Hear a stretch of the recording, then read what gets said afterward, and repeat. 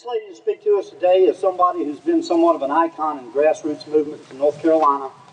If you paid attention, drove anywhere on an interstate last year during the election, you probably saw the big billboards that said, "Taxed enough already." This lady was instrumental. She was one of the founders of the Mortee Citizens Group. She's been active all across this state in bringing people together like you and I, in looking inside of each one of us, finding what we had to contribute and channeling that to where it could be best put to use. And because of her and the activities of those that she inspired and worked with, we saw those billboards pop up all over North Carolina. I believe they had an effect on returning the state red. So in gratitude, I welcome to the stage Miss Dee Park. And down to afterwards. Hi, folks. Can you hear me now? Oh, yeah. Anybody remember when I spoke to Governor Perdue and I yelled out, "Hey, Bev!" We don't have to do that anymore. But we still have to keep our leaders' feet to the fire. Is that right? Yeah. I want to tell you a couple things that Major Dave didn't mention. My tweet. My handle is GrammyD17. GRAMMYDEE17. Why? Am I 17? I'm more than the reverse of 17. And I'm going strong. I am the mother of Mortee citizens, and I'm also the mother of 7 sons. And I have 17 grandchildren, including 3 sets of twins. Now you can applaud. Way back when we lived up in Vermont, I'm from Atlanta, that's why I sound funny. We lived in Vermont, and I was a very active mother, as you might imagine. I was a den mother in due time.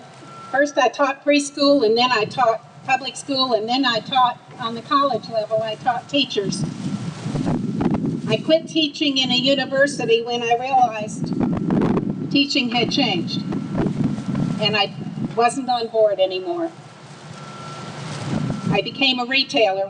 We bought a retail kitchenware store, and it's still going strong. The first person for whom I cast a ballot was the second time that Eisenhower ran. The first time, I was licking stamps. Remember when we used to lick stamps? For Eisenhower. I was on the bandwagon. Most of you don't remember Eisenhower's bandwagon, and if you do, you don't have to raise your hand, I understand. In 2009, we'd had enough, a lot of us. Remember? Did you go to Washington in September of 2009, and do you remember standing there, turning around and looking, and as far as you could see, it was a sea of faces, and what were we there for? We were there because of the Constitution of the United States of America. When I was a den mother, I used to say to my scouts, I'm going to read things to you from the Constitution, and you won't be studying it for several years in school, but I want you to remember this. This is the foundation of freedom for our country. Our forefathers had the wisdom and the tenacity to go to Philadelphia and develop this wonderful document. They did not, as somebody said much earlier in this program, they did not come to blows. This is about men, no women, coming together in peaceful assembly to give us a republic. Can we keep it?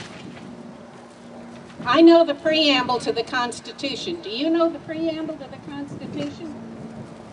If you know it, say it with me. It begins with, "We the people." Now let's say it together.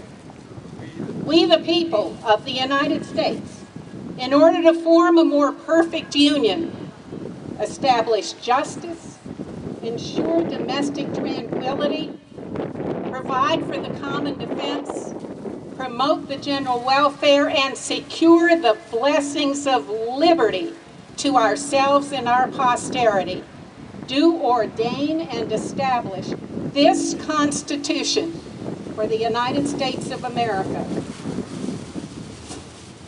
You did pretty well. Next time, I'm going to remember all your faces. Next time, we're all going to say it together, and that time you're going to come up and pull at my elbow, and you're going to say, Dee, I know it now. And I've been stopped in elevators. I've had people come up to me in grocery stores saying, you told me I better go home and memorize that preamble, and now I know it.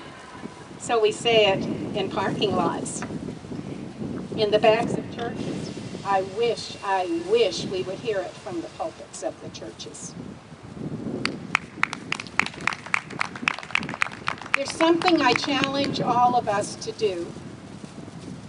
Stand up, speak out.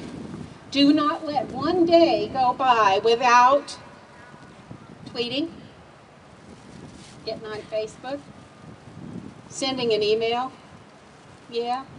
writing a postcard, sending a note, making a banner or a sign that says, we the people demand our country back. God bless you all. Thank you.